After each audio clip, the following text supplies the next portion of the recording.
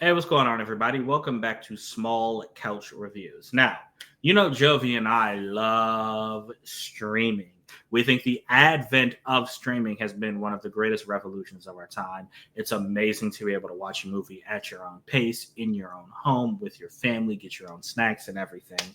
And when these movies come out and they say only in theaters, we get a little annoyed by it, because, what's wrong with streaming? Having said that, the fact that this movie did not get wild marketing and widespread release is a crime.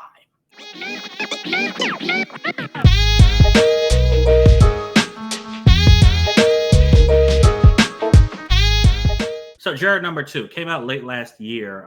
It had limited release across the country before it went to streaming on HBO Max. Or back then, I guess it was just called Max, or whatever.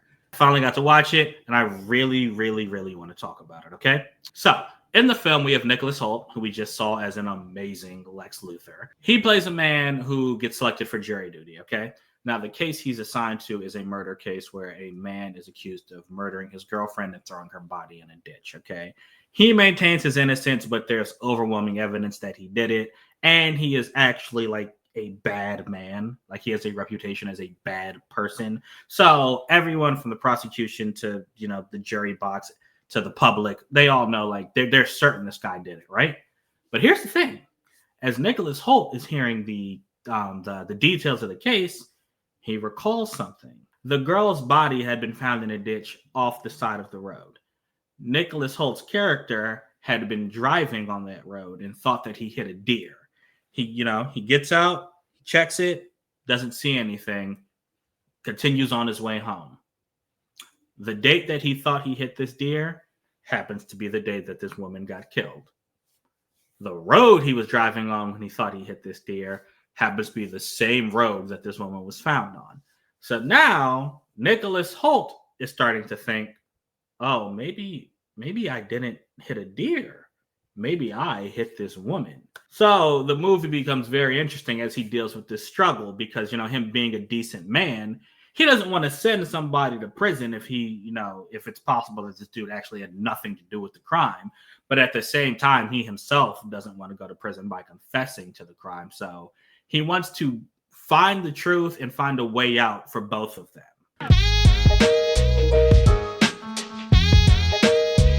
Now, there's really only one thing in this film I didn't like in its entire 2-hour runtime, and that is the ending.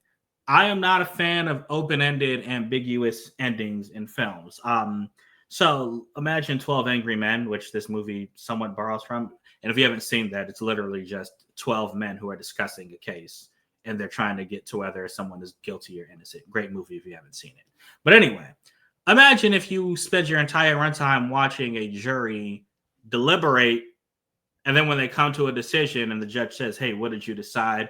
And the foreman's about to say guilty or not guilty, the movie cuts to black. Wouldn't that annoy you not knowing the answer? So this movie, it's not that egregious. You definitely get answers and stuff in this movie, but the way it ends is open-ended, and it's just like, yo, I don't like this. I mean, it feels like you could literally just go into another movie to address where you left off here. So was not a fan of that. But I will acknowledge that for a lot of people, it probably will be satisfying, as you can probably guess where it's going, but I don't like guessing. Okay, so what I liked is going to come down to something really, really simple. Nicholas Hoult, he plays a character named Justin. He's fantastic in this movie. Very, very good. Toni Collette, J.K. Simmons, they play supporting roles, but Nicholas Hoult is carrying this movie. And it's very interesting because it didn't go the direction I thought it would go. From the trailer, I thought the entire movie would be him in the jury box, basically listening to the case and trying to figure out whether or not this dude was innocent or not. A lot of this movie is actually spent after, they run through the case pretty quickly and they get to deliberations. And that's where a lot of this movie is spent, in deliberations. And then, when it got there, I thought it would be like what I mentioned, 12 Angry Men, where, he is trying to slowly convince them that, that they're not guilty, that the guy is not guilty. But that's not where the movie goes either. It's actually quite an interesting personal story for him, for Nicholas Holt's character, Justin, because he has a wife and a newborn baby on the way, and we find out through past through great exposition, I should say. We find out that he had actually lost twins in a miscarriage sometime before the night, or right around the night of the murder, the incident that this case is about. He had lost twins in a miscarriage, him and his wife. We also find out that he's a recovering alcoholic, so he's dealing with that as well. And there are just some great emotional moments in this movie as you see like the emotions swirl around in his mind and manifest themselves. As he has to come to he has to deal with the fact that, hey, me and my wife, we lost children once before. I have a second chance in life with because I almost threw it away with my alcoholism, and I need to be there for my family. But at the same time, if this guy didn't actually kill this woman and I accidentally did it, is it right for me to, sacrifice his freedom for my family? Like, I love stuff like that, man. Like, this movie doesn't try to be anything bigger than it needs to be. It really keeps it simple. Something else I love, this movie does an excellent job of not letting you know. So us and Nicholas Hoult, we both have no idea what the truth is. We don't know if he actually hit this girl or if this dude is lying and he killed her.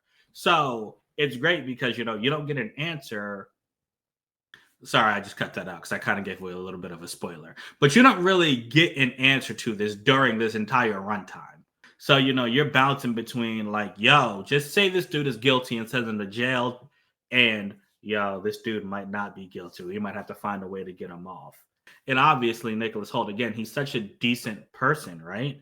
That his guilt is like manifesting. So there are some people who see that, he's not treating this as a normal juror. He's actually really, really committed to trying to figure out whether or not this dude did it or not, which leads to a little bit more drama in the film.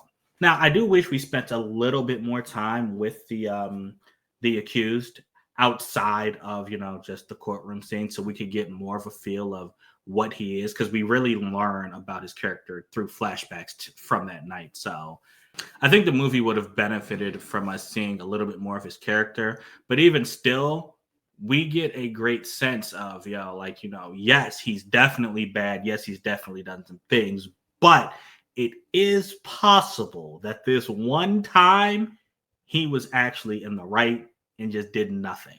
So I like that. Again, the constant shifting of your thoughts and opinions. This movie does a really good job of that because you don't know. And I think that's the point. You're kind of like in the jury yourself. And as they're deliberating, at first they're all like, oh yeah, he's guilty. Then other things come up and they're like, you know what? Hey, maybe he didn't, he doesn't have a car strong enough to have done this. Or, I know they were arguing, but, can we really rely on this witness if they saw him in the rain? And so again, we have hints of 12 Angry Men in there, which I liked.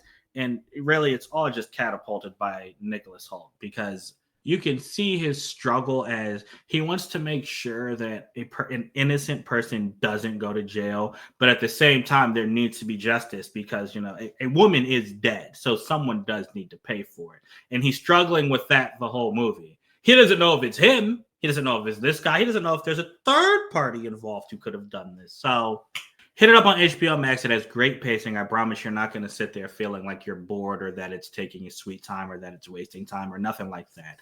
If you're a fan of courtroom dramas, you will like this. Juror number 2, I'm going to give this one a 4 out of 5, guys. Definitely go watch it on streaming. Thanks so much for listening to me rant about this. And until next time, I'm out.